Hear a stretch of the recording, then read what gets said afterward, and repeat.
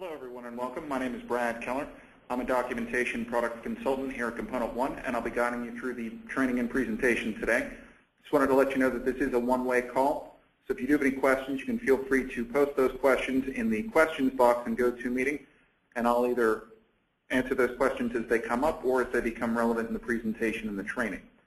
Today we're going to be taking a look at introducing DocToHelp, which basically is just meant to give you an overview of what DocToHelp is, how it works, and why it might be a solution to the challenges facing your organization or department. First of all, what is DocToHelp? DocToHelp is a single source authoring and publishing tool that allows you to write new or use existing content and publish to a number of mobile, web-based, application-based, or print-based deliverables. A lot of times what I'll say is that DocToHelp helps you to take what you have. A lot of people have content in existing help projects or Word documents, old user guides that are floating around different people's computers or on SharePoint or on the network. What DocToHelp allows you to do is it allows you to take all those disparate documents, all that content, put it into DocToHelp, manage and customize as necessary, and then publish to the outputs that you need. That could be mobile for people that need to view the documentation on devices, field engineers that are out in the field.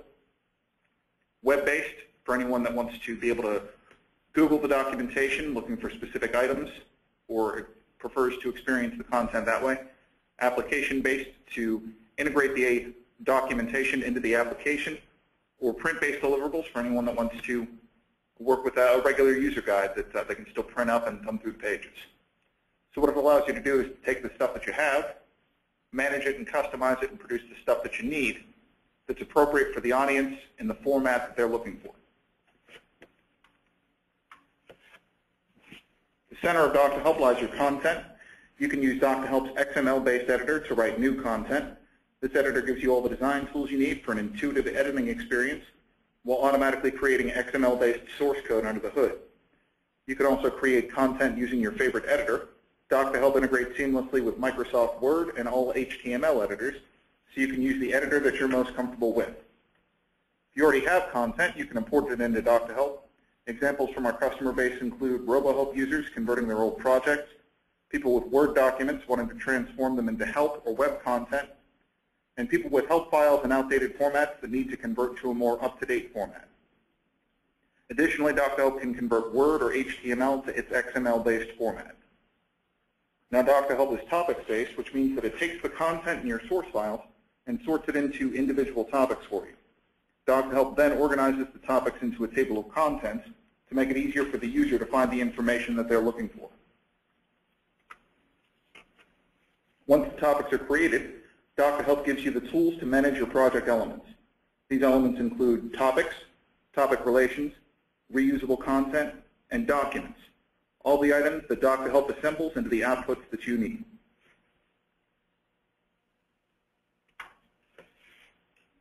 DocToHelp automatically creates a table of contents, index, glossary, formatting, style sheets, and templates, and gives you editors that make it fast and easy to manage it all.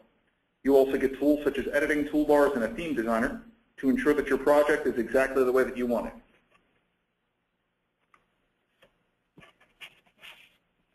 With a project where you want it to be, publishing is as easy as a few clicks. You select your output, click Build, and your content is published to any one of a number of quality formats.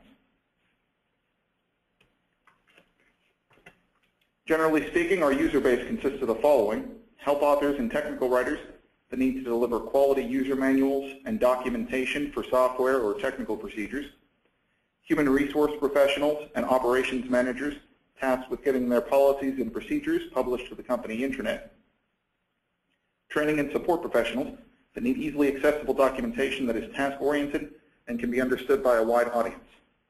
DocToHelp is represented in various departments throughout the world, from one-person software shops to content developers working for multinational conglomerates. There's a DocToHelp solution for everyone and every company. The results are outstanding. You can author your content in virtually any environment you want. This eliminates the learning curve. DocToHelp users drastically save time. They can edit content once and use it for multiple outputs. Changes don't need to be duplicated in multiple places. You can use DocuHelp to create every popular help format, professional printed manuals, mobile outputs, EPUB, as well as NetHelp. And NetHelp is the industry's best web-based output in terms of design, accessibility of content, and customizability. Everything from the table of contents and the index to the look and feel of the output to the features you can deploy with the help is 100% customizable. You can take what comes out of the box, or you can customize it to your liking.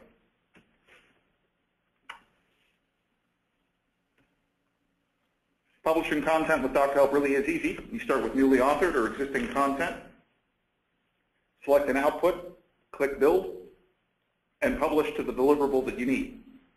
You can even switch between outputs without reformatting or even touching the content. And that's really the power of DocuHelp. That's what I was talking about before. That's the stuff that you have there on the left-hand side. That's all of your documents. We call that your source documents. You import those into DocuHelp. Manage and customize your project as necessary with DocuHelp in the middle. And then you select your output, you click Build, and then you publish all the stuff that you need. Mobile outputs, EPUB, print manuals including PDFs, application-based help for integrating your documentation into your application, and web-based output, again, for users that prefer to Google the topics that they're looking for and find the information and experience the information that way.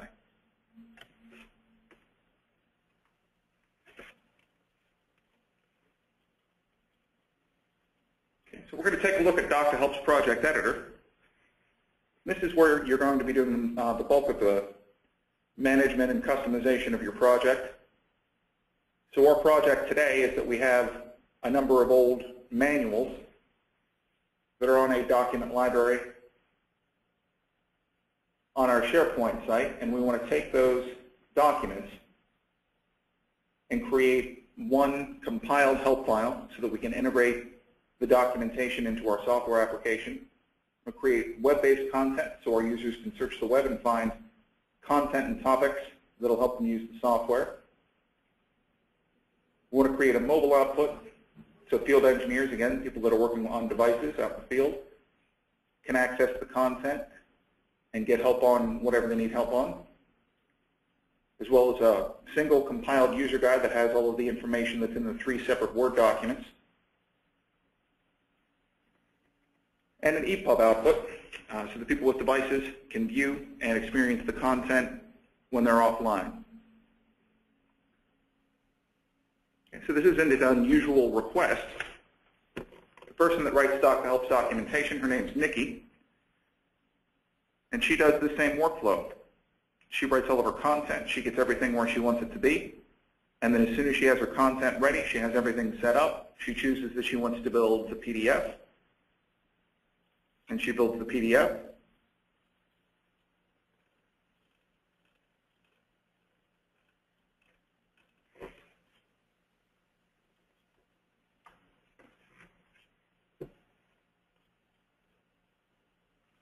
She chooses that she wants to build the compiled help. She builds the compiled help. So this is all the same content.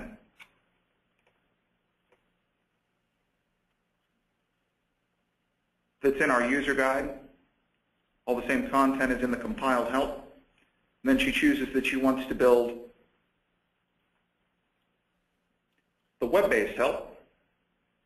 And then she builds and deploys this, gives it to the webmaster, builds and deploys everything, gives it to the developers, the webmaster, whoever needs it, and then they deliver the same content again. So we've got Welcome to DocuHelp here, 3 easy steps to single sourcing. And what DocuHelp is basically doing is it's taking the content that she's writing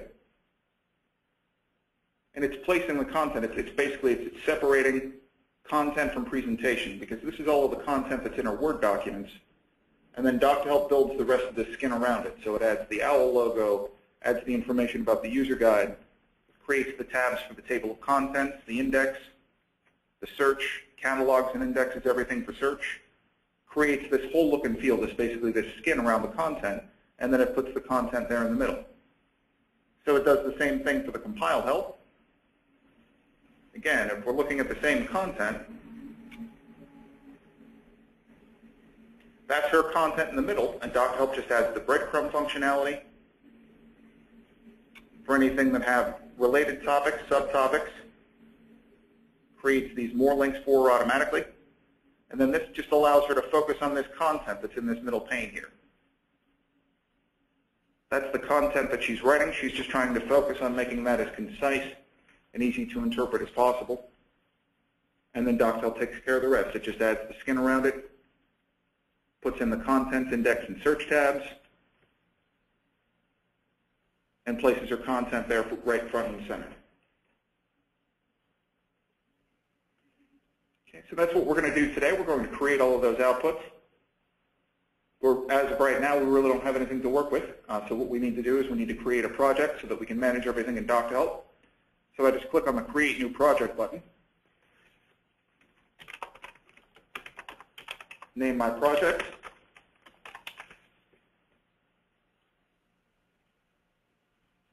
We're just going to stick with the defaults as far as languages, style sets. We'll even create HTML help by default. Or actually, let's create net help first, so we can take a look at the web-based output and see what that looks like. Going to select to import existing files, since we have some files, like I said, on the SharePoint library. Confirm our settings and finish, and then the document import wizard will open up.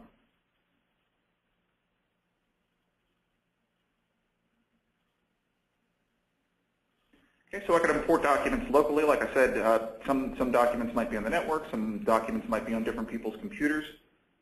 I can certainly import from those sources, but these documents, like I said, happen to be on the SharePoint library.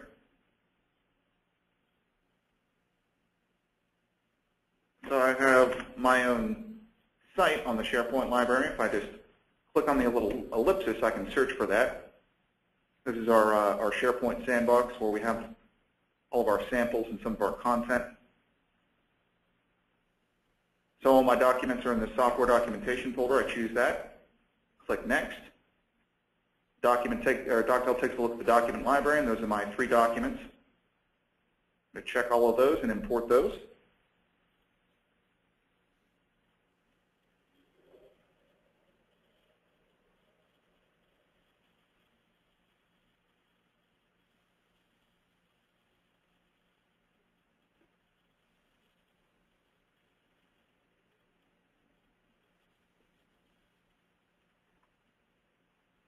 And then DocHelp's also going to synchronize these auxiliary files. These are all screenshots that are embedded in the document. So if I sync those, if I make any changes to any of those screenshots here on my computer, my DocHelp project, those will automatically get synced back with the document library and the SharePoint server. And if anybody that has access to that library and the SharePoint server makes any changes to those images, then that's automatically going to get synced back with my documents here in my DocHelp project.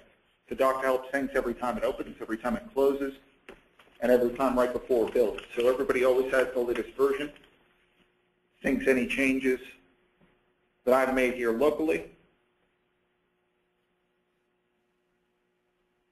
with the document library on SharePoint, and then it syncs any changes that were in the document library on SharePoint with my project here locally. So everybody always has the same version, the most current version of the document. Okay, so now my documents are here in my Documents pane. I can move them around or do whatever I want with them.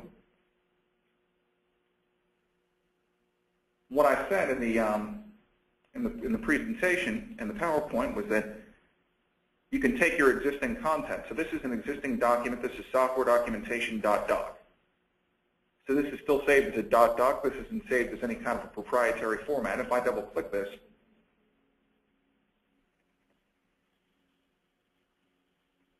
it just opens up natively in Word. Okay, so I'm just looking at a document that's in Word right now.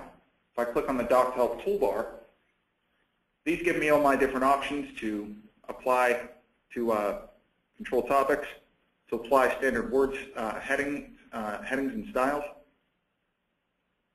to create links between topics and special features, to add inline, drop-down, or pop-up text, flag text for keywords, insert variables, which are chunks of reusable content, create expanding and collapsing sections, work with the image map editor so that I could separate my images into hotspots to click to link to different topics or different sites. Also to insert sort of flash movie or other types of multimedia. Okay, and then the one button that I clicked over is this conditional text button. I passed that over when I was going through all my different options, but I want to make sure that I mention it because it's an important part of what I was talking about in the PowerPoint, is that you can take all of your content and then produce as many different types of outputs as you like.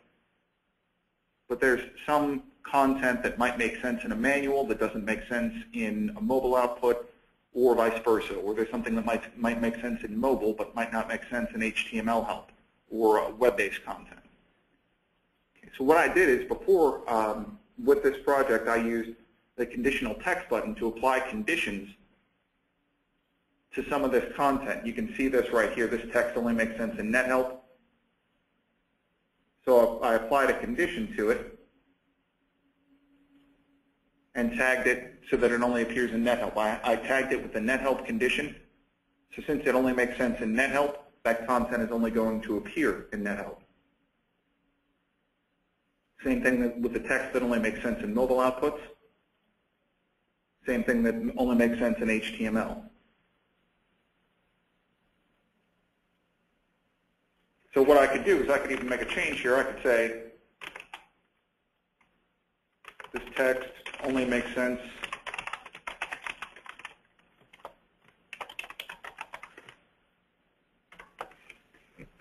then if I highlight that text and I click the conditional text button,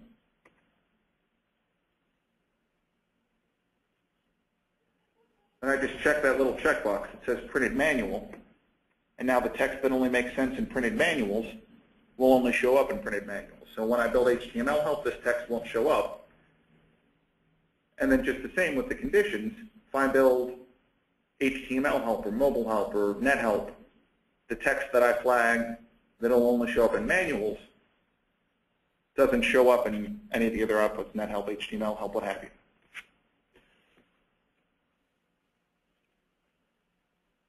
Okay, so then if I save and close this document, and again, I was all just working natively in Word. I wasn't working in any kind of specialty editor or anything like that. I save and close this document. It says the document was changed on your computer. Do you want to check on the changes to the server? So if I click yes, then this document automatically syncs with the SharePoint library. And then so you can see these little hands underneath the documents. That means that the document's shared on the SharePoint library. If I right-click here and I go to the SharePoint menu, I select Open in Browser, I can view these documents in the SharePoint library. So again, this is our sandbox site, and we're in My Site in that software documentation library. So if I was a SharePoint user, anybody that has access to this folder, any kind of a SharePoint user, these are all still Word documents.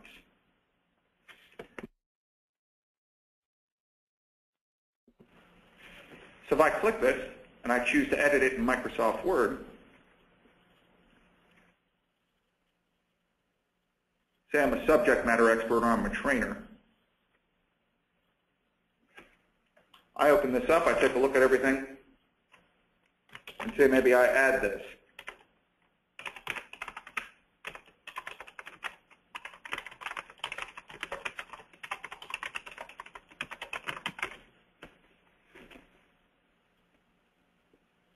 Once I save and close this document, it'll be checked back into the SharePoint library. Then when I go back into Doc2Help, either I can synchronize to reflect any changes that the subject matter expert made, or the next time I build, it's going to automatically say that the changes were made to the document and ask me if I want to synchronize. So if I take a look here, just right now in Doc2Help, what I said in the PowerPoint was that Doc2Help takes your documents, breaks it down into individual topics, and then organizes those topics into a table of contents.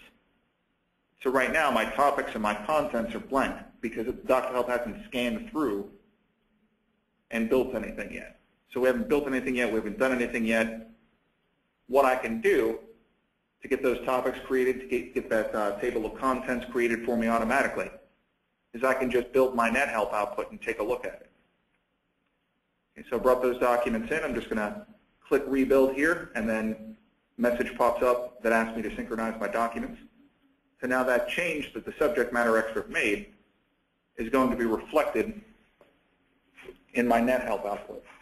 And like that's what I said with taking a look at Doc2Help's documentation, all of the individual topics that were in there, that was just content that was pulled out of the documents that Nikki wrote. Okay, so everything that's in your documents is going to be in your outputs. Sort of the golden rule of Doc2Help, anything that's in there is going to be in there, except for the text that I flagged specifically to be in specific outputs. So I'm building NetHelp right now. The text that I flagged specifically to be in NetHelp, the text that only makes sense in NetHelp, is only going to show up in NetHelp.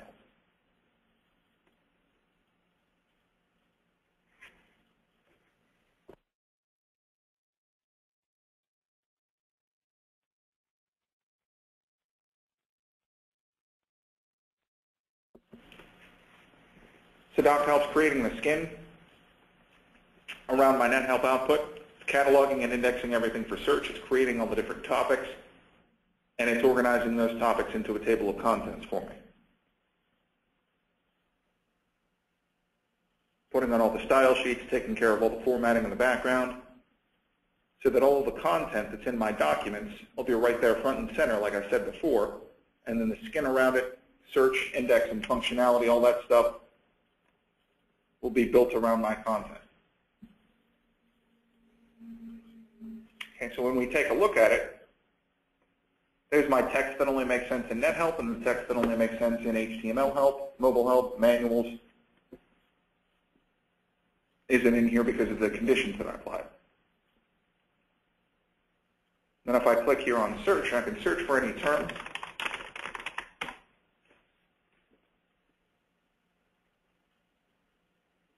Whatever term I search for is going to be highlighted. I can also search for complete phrases.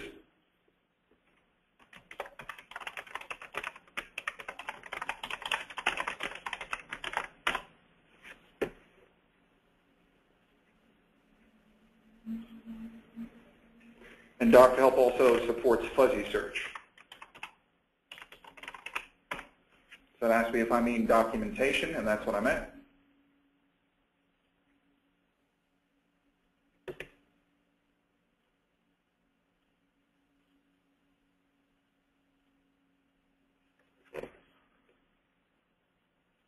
Then we also added an improved theme designer to this output. As you can see here, the header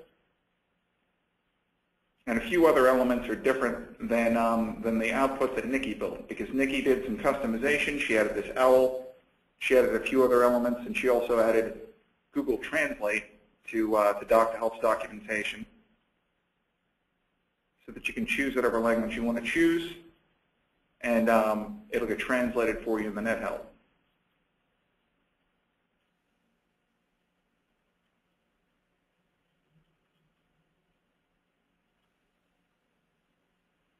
So she added several elements to it, and those are all things that you can do when working with the theme or working in the theme designer. As I said, everything from the table of contents and the look and feel of the outputs is 100% customizable. So what you can do is you can customize everything with the theme designer, and that's what Nikki did. Is she worked in this theme designer, working actually with a new theme.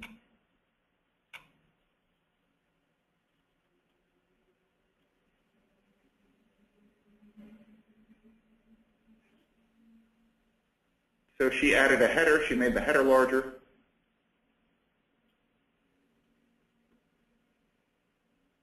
Then one of the big customizations that people like to do is they like to change this created with Doc to Help button.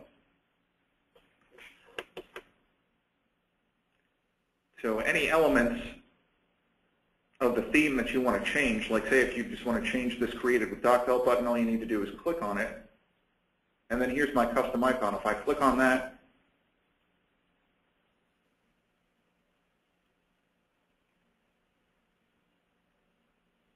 I can change that to whatever I want to change it to. So if I had a PDF icon or if I had my company logo, I don't have a whole lot of that information here, so I'm just going to change it to something else, just so you can see the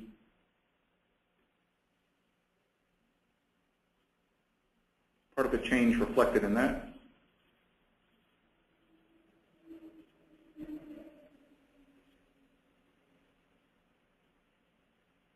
And so you just click on whatever element that you're interested in changing. If you want to change any of the icons on any of the books, in the table of contents, change any of the index elements or any of the search elements. If you want to change how the text displays in that middle window where your content displays, any of those things, you just click wherever you want to change something and you can change something. So everything that you see in that theme, Nikki just made a few quick customizations, and I'll just go back to the default so that we can work with that.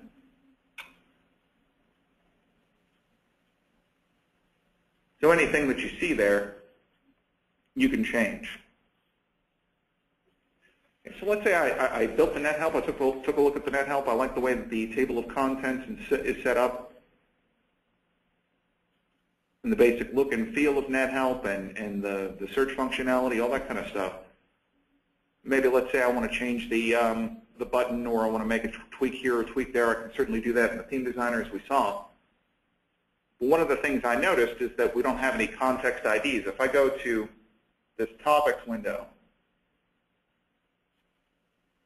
and I look in the context ID field, my context ID field is blank. And one of the things that I want to do is I want to create a compiled help output so that I can integrate my documentation into my application.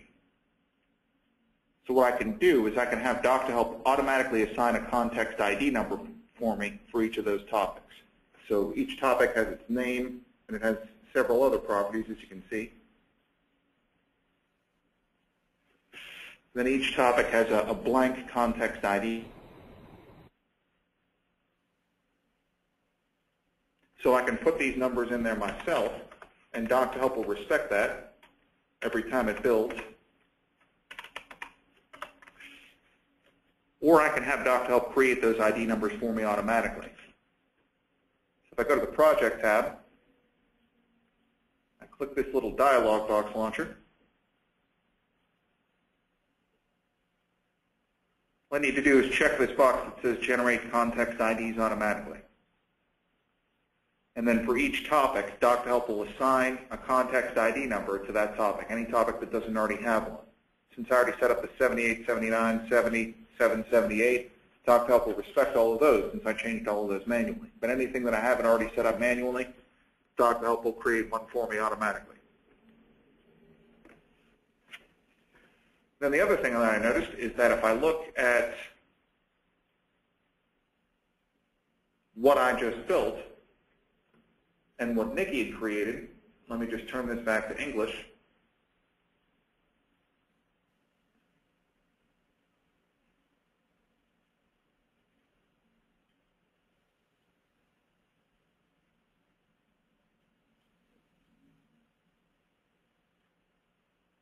I go to the Index tab.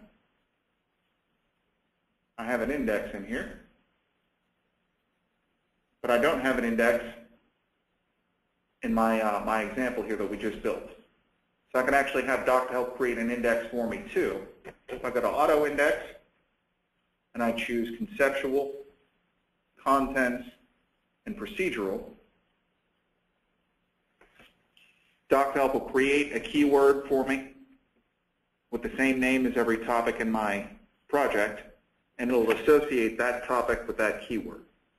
And it does that by the topic types. As you can see here, the three main types of topics that Doc to Help creates are conceptual, contents, and procedural. you look down this list, these are all conceptual, procedural, contents. So now that those topic types are defined, or you can also set that up when you first import the documents. Doc2Help is going to define a topic type, a type for each topic. And then once those items are checked, then Doc2Help is going to go through and say, oh, this is a contents topic type. I need to create a keyword called new book goes here and associate the new book goes here topic with the new book goes here keyword. So Doc2Help will create all of that for me, and what I'll tell a lot of customers is letting Doc2Help build that initial index for you gives you a base to work from. And then anything that Doc2Help forgot, you can add. Anything that Doc2Help added that you don't like, you can remove it. Okay, so what we can do is we can also build our HTML help.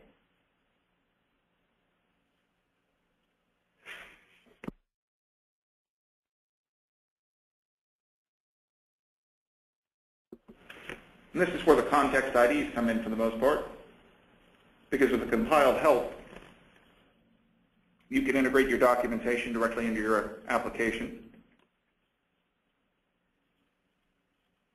Now that each topic is going to have its own context ID number, you can implement context-sensitive help.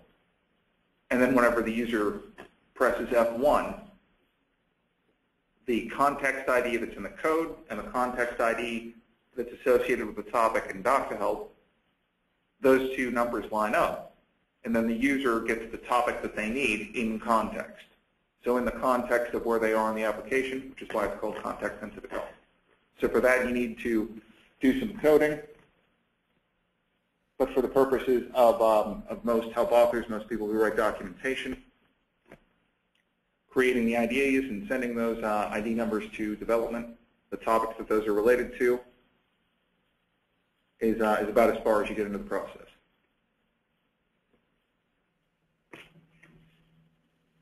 Okay, so we take a look at our HTML help output. There's our text that only makes sense in HTML help. See that we now have all those keywords in the index.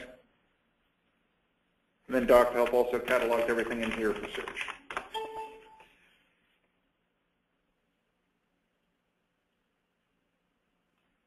So again, this is all of our content in the middle. This is the content that we saw on that first page in our document. So Doc2Help presents that front and center, and then it builds the rest of the skin around it. So your content stays where it is, and then Doc2Help just creates whatever content it needs for whatever format is appropriate. If I look here in my index, here are all my keywords, and if I click on any individual keyword, you can see down here what topic is associated with that keyword. I want to associate another topic with a particular keyword that Doc2Help created. I can just drag and drop that topic in there. And then, as I said before, anything Doc2Help creates that you don't like, you can change it. Anything that Doc2Help has missed, you can always just add it. So if I just click on Add Keyword,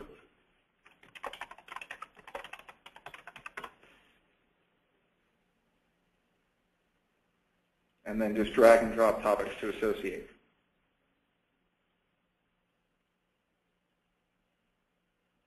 So having Doc2Help create that index for you, again, just sort of gives you a base to work from, and then you can add and subtract as need be from there. Okay, so we've got our compiled help for our application, our web-based output. It's going to select the mobile output and produce that. Take a look at what that looks like. And this computer actually has a touch screen. So I'm going to be able to take the mouse away and use the interactive elements of the mobile output so you can see how that would work, or pretty much how it would work on a device. Again, Doc2Help is just taking all of my content that's in all of my documents, putting that content front and center in that topic window, keeping everything organized in the table of contents, putting whatever content is supposed to be in there based upon how I've conditionalized it and how I've set it up. And aside from the one change that the subject matter expert made and the one part that I added and conditionalized so that it would only show up in a manual, we haven't really touched our source content. We've just been letting DocHelp do the work behind the scenes, separate the content from the skin, and produce the outputs that we need.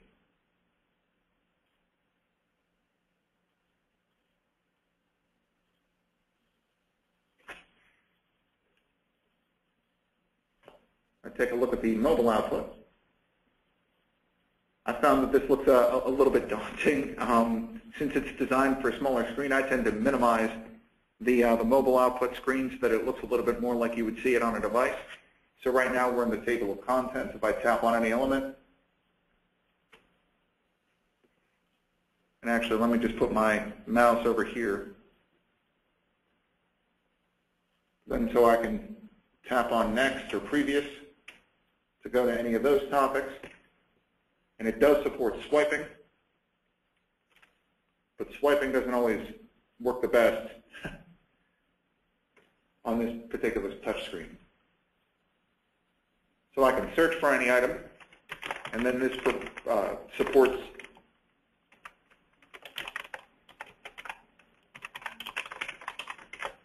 phrasal search, just like my NetHelp. And it also supports fuzzy search, and I can search for any individual term. And one of the enhancements we made to mobile help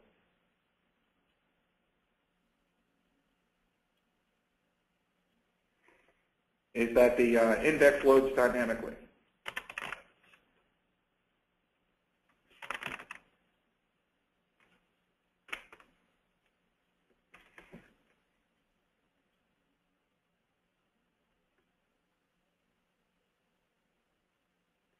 And then if I go back to my table of contents and I go to creating software documentation, you can see there that's the text that only makes sense in mobile outputs.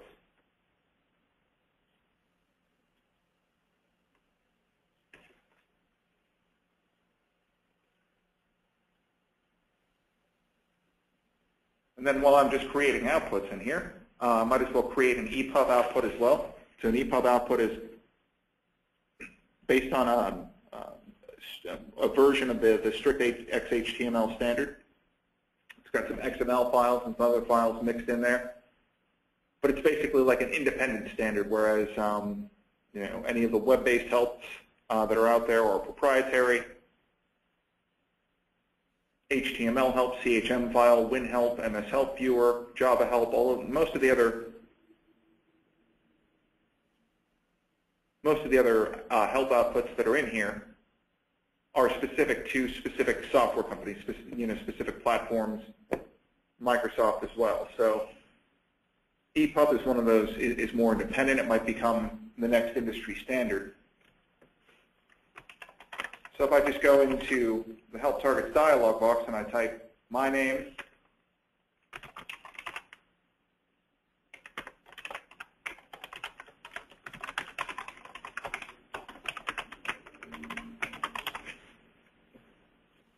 then all of this will show up on the cover page, and then I can also upload a cover image.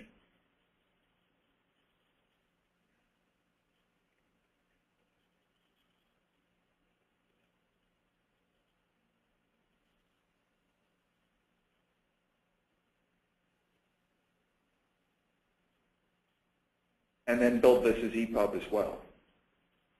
So right now we've got our mobile output, our compiled help, our web-based help. We're going to take a look at I'd mentioned our mobile help as well.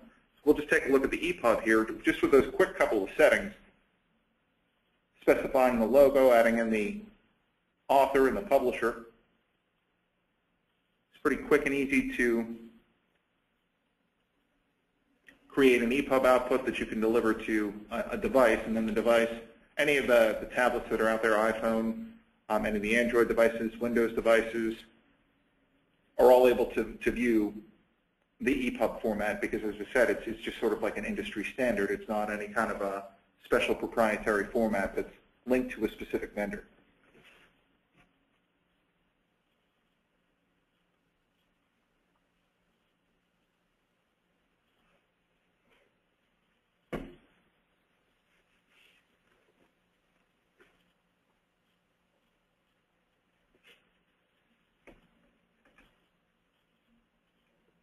And I'm actually going to view this in software product called Calibre. They have a viewer for EPUB devices, or for EPUB outputs. So then this is my eBook viewer from Calibre. So if you're looking for an EPUB viewer for your PC or for your Mac, Calibre is actually it's a really good software package, and it's also free. So there you go. So again, this is indexable and searchable. You can go previous or next.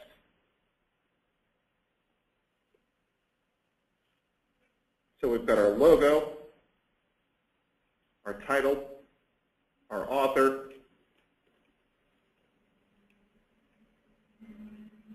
and our publisher. So that's a cover page that DocToHelp added for me because it knew I was going to build an EPUB. And then if I close this and I select that I want to build my manual, and we'll actually just take a look at this one more time.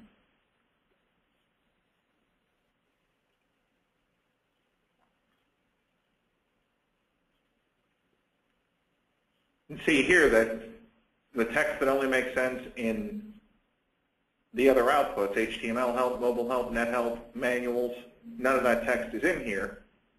Then the text that I added as a subject matter expert does appear. So then if I build a manual target,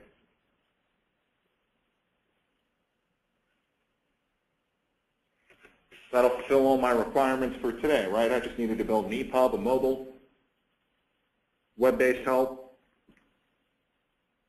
compiled help to integrate into the application, so that also involved creating those context ID numbers. And then I needed to create a manual so that I could have one cohesive user guide, just one like master Word document that somebody could thumb and look through. And you can also create a PDF out of this. I just hadn't set this up to create a PDF. Creates a PDF just as well as a Word document, but I just found it's easier to view it this way. So now I've got my cover page for my Word document with my title, placeholder for a logo or company image. Got my table of contents, my first topic here, and if I go to my table of contents, DocToHelp also added this index in here for me. So there's my missing keyword that I added.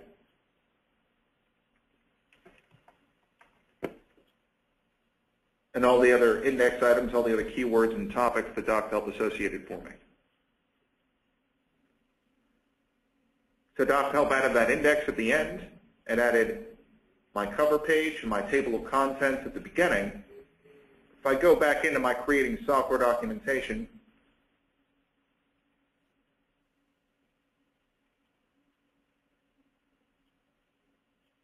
my source document of my project, there's no cover page or table of contents at the beginning of this.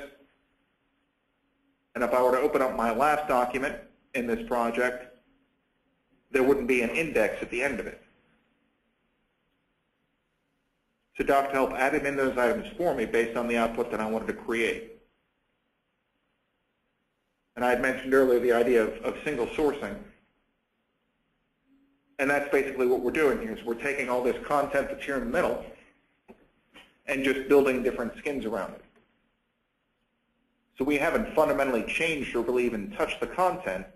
We've just had set up DocToHelp so that it changes the way that that content is presented to the end user. So the end user can experience that content in the format that they're most comfortable with, in the environment, the way, and the experience that they prefer. And all we had to do was import these documents, change a few settings, and build the outputs. And then even said that you're not sitting there building outputs all day. For each specific target, you can click this combo box here, and you can schedule your builds. So you can work with all of your content, change all of your content during the day, and then schedule to build your outputs at night. as many outputs as you like, as many times a day as you'd like, so you can focus on the content during the day, and then schedule for them to build while you're away from your desk.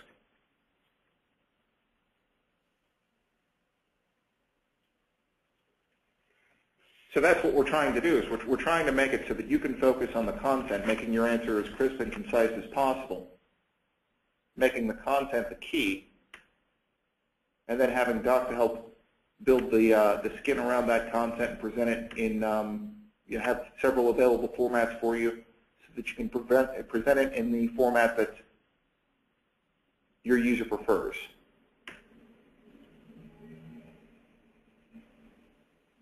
So if you make the content as crisp and concise and clear as possible, I mean, with the way that that web searches and search engines work nowadays, I mean, users now are no longer looking for 1.2 million results in 0.003 seconds. They're looking for one good answer, and so that's what we're trying to help you do, is to be able to focus on your content, to write that one good answer, and then give you the tools so that that answer, that content, can be presented to the user in as many different ways as possible, and in the way that the user would prefer and would best experience that content.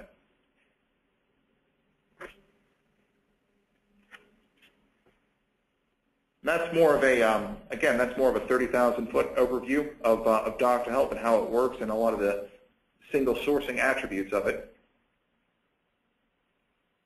We do have a 16 or four-hour training sessions. It's a total of 16 hours of training for the comprehensive training. If you want to learn absolutely everything you'd ever want to know about Doc to Help, but we're afraid to ask.